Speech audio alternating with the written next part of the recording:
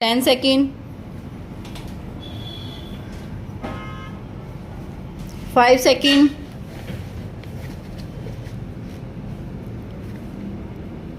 start. It seems to me that there are three principal ways in which we can learn to do things or to understand things: looking, reading, or hearing. We can watch things done by other people and copy their movements and actions. This is the way in which we learn when we are very young. Babies and all young animals, of course, are very quick to copy the acts of their mothers, and in this way they have learned a very great amount in a remarkably short time. We continue throughout our lives to learn in this way, for then making some attempt to carry out like acts ourselves. When we grow up, however, we are able to make observations within much wider limits, and we are free to learn great numbers of things simply by watching.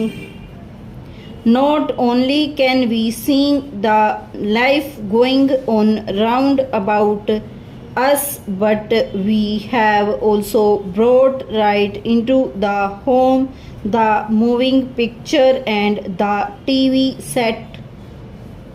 There is perhaps no more interesting and successful method of learning about other countries than to watch moving pictures that have taken in those places. Most of us find it much easier to remember what we have seen than to remember what we read in a book or have been told.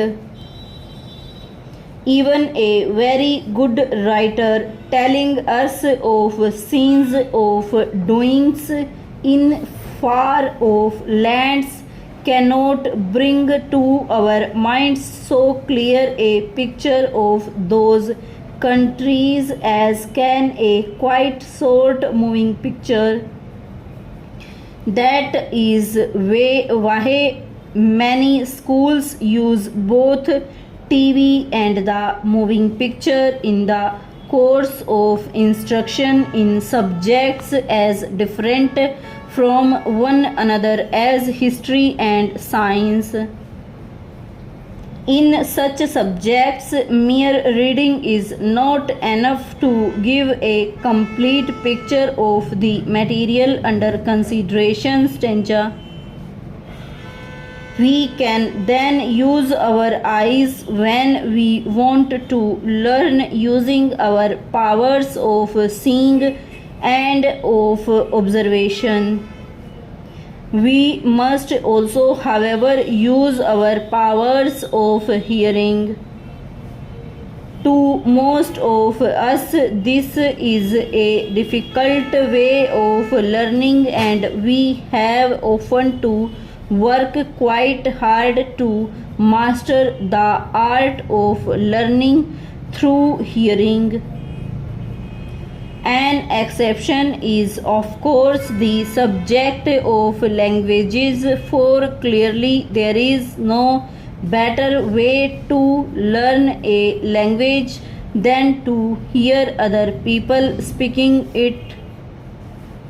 Mere book knowledge of a language is a poor thing, for a language does not really live until it is used.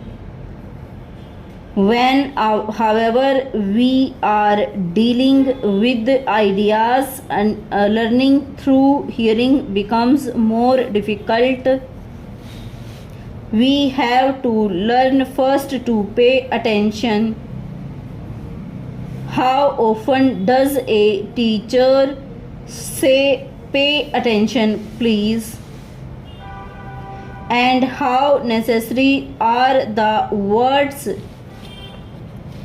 If no notes are being taken, the words once said have gone forever. If they live at all, it must be in the memories of those who have heard the words.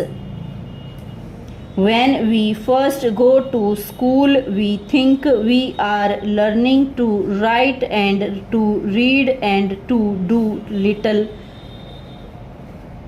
We think we are learning to write and to read and to do little sums, but in fact, we are also learning something of even more importance. We are learning to pay attention to hear what the teacher says and to hold it in our memories. The person who is able to pay attention is a much better learner than the person whose mind is always going off into other fields of thought, even through facts. Many people who attend public meetings find that their attention is not always given to the person speaking, and it is indeed a good man or woman who can hold our complete attention for half an hour or more. Stranger. It is probably true that most people learn most things most easily through reading. They can read the material they wish to learn and can read it again many times if they so desire. They can memorize the written word with a reasonable degree of ease and can usually master a far larger amount of material in this way in a given time than would be possible by any other method. Stop, stranger.